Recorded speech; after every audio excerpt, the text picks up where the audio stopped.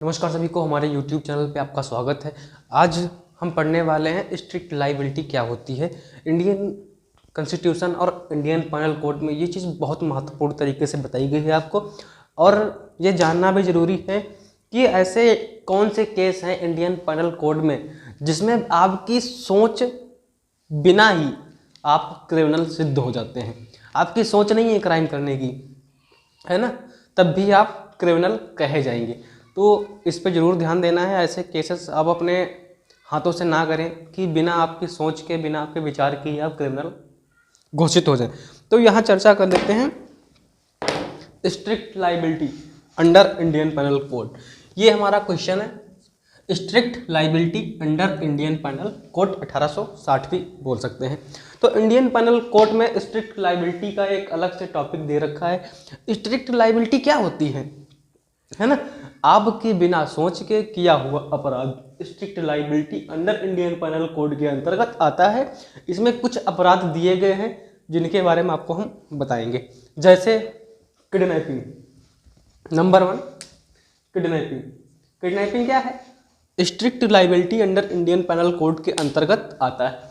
Kidnapping क्या होती है? जैसे कोई एक लड़का है राहुल, उसने गीता नाम की लड़की से प्यार किया और उससे भगा के ले गया और शादी कर ली, है ना।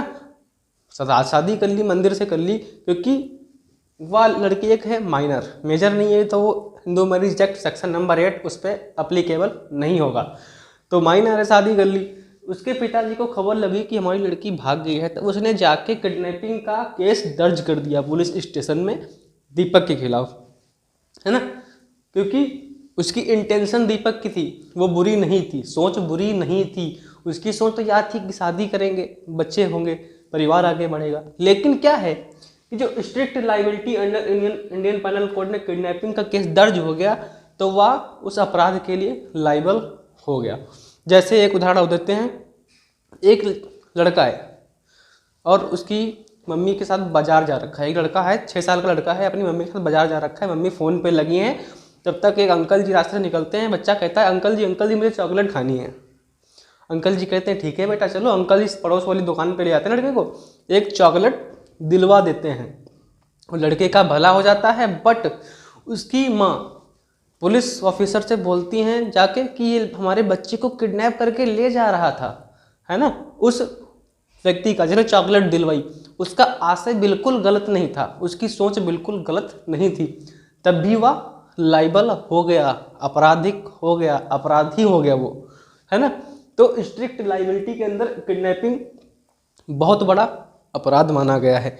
ठीक है, आपकी सोच हो या ना हो, लेकिन आप अपराधी माने जाएंगे। ठीक है मित्रों, ये आपको पहला पॉइंट समझ में आ गया। भी बहुत सारे पॉइंट हैं, इस पर चर्चा करने वाले हैं हम। ठीक है, अब दूसरा, अबडक्शन, अपहरण। जैसे कोई व्यक्ति कहीं जा रहा है, कोई व्यक्ति कहीं जा रहा है, जैसे ए कहीं जा रहा है, बी उसको रास्ते में मिला। ए कहीं जा रहा था, बी उसको रास्ते में मिला और बोल दिया कि तुम्हारी वाइफ ने बुलाया है। वाइफ मतलब सी, कि सी तुम्हें ढूंढ रहा था और इस जगह पे आपको बुलाया है। ए पहुंचता है यहाँ पे और यहाँ पे कोई नहीं मिलता है। ए पहुंचा यहाँ पे कोई नहीं मिला। फिर क्या हुआ? ए पहुंचा यहाँ पे कोई नहीं मिला। उधर से 2-4 गुंडे लोग आए और ए को पीट दिया, गोली मार दी ठाई से। अब ए की डेथ हो गई। अब बी जो बंदा था, इसका आशय नहीं था कि ये ऐसा कुछ करेगा। ये तो अलग से लोग आए ना, अब इसकी दुश्मनी रही होगी ए की उस वाले मोहल्ले में, और वहाँ पर उसकी वाइफ की जगह वो लोग मिले जो उसको मारना चाहते थे। तो ए का आशय नहीं था, लेकिन अबडक्शन हो गया। ठीक है, तो क्या कहते हैं कि अपहरण का केस उस पर लग गया। उसने उस व्यक्ति को जहाँ वो जा रहा था वहाँ जाने नहीं दिया और कहीं से दूसरी जगह डाइवर्ट कर दिया। जैसे कोई व्यक्ति जा रहा है गाँव, अचानक कोई व्यक्ति मिला कि तुम्हें वहाँ लोग बुला रहे हैं, वो व्यक्ति वहाँ चला गया, वहाँ 2 लोग खड़े थे, ठोक दिया। तो क्या था, बी का ऐसा कोई आशय नहीं था जिससे ए को हानि हो, लेकिन तब भी वह लाइबल है, क्योंकि ऐसा अपहरण केस में दिया हुआ है, क्योंकि वह बंदा उसको उस स्थान पे भेज दिया जहाँ पे उसका अपहरण होना था। तीसरा, रुकावट, किसी व्यक्ति या विशेष को कहीं जा रहा है, कोई व्यक्ति या विशेष कहीं जा रहा है, एक मंदिर जा रहा है, उसके रास्ते में कोई रुकावट पैदा कर देना, ठीक है, 4-5 आदमी भेज दो, उसे जाने ना दो, या उसे गुमराह कर दो, तो ये रुकावट। जैसे आपको बताया ना, ए कहीं जा रहा था, उस बी मिल गया, सी को उधर डाइवर्ट कर दिया, सी वहाँ मिला नहीं और उसे मार दिया। फिर ऐसे ही सेकंड में रुकावट पैदा करना, उसको जाने ना देना, है ना, उसको जाने नहीं दिया, तब भी ये स्ट्रिक्ट लाइबिलिटी के अंतर्गत आता है ना। फिर ऑब्ससेनिटी, मतलब अश्लीलता फैलाना, है ना। अश्लीलता फैलाना क्या होता है मित्रों, जैसे मैं अमन मिश्रा एक पुस्तक वाला हूँ और मैं किताब बेचने निकला, उस पुस्तक में क्या है मुझे क्या पता, मैं तो किताब बेचने निकला हूँ ना, मैंने किताबें पढ़ी नहीं है और मार्केट में हमने किताबें सप्लाई कर दी। वो किताबें मार्केट में पढ़ी गई तो उसमें कुछ ऐसे दृश्य थे जो अश्लील दृश्य थे, अश्लील चीज़ें थी, अनसीन मटेरियल था, है ना। तो उसमें क्या हो गया, ऑब्सनिटी फैल गई, तो फिर वो क्या हो गया, strict liability under Indian penal के कोड के अंतर्गत वह व्यक्ति जिसने किताब बेची वो अपराधी हो गया, जबकि उसे कुछ नहीं पता था कि उस किताब में है क्या। तो कुछ चीज़ें हैं ना स्ट्रिक्ट लाइबिलिटी के अंतर्गत जो आपको लाइबल बनाती हैं बिना आपकी सोच के, बिना इंटेंशन के ही आपको आपराधिक बना देती हैं, है ना। जैसे पुलिस वाले बहुत से केसेस दर्ज कर लेते हैं, ऐसे ही लाइबल ठहरा दिया, लो अपराधी हो गए, तो ऐसे हो गया अपराधी। फिर 5, waging war against the state, अपने देश या राज्य के खिलाफ कोई वार छेड़ दिया आपने, है ना, तो लाइबल हो गया। अपने अपराध नहीं किया, अपने अधिकार के लड़ रहे हैं, है ना, सरकार को काम करने से रोक रहे हैं, ऐसा बोल दिया जाता है आपको, है ना। तो waging war against the state ये भी एक strict liability under Indian penal code के अंतर्गत आता है ना।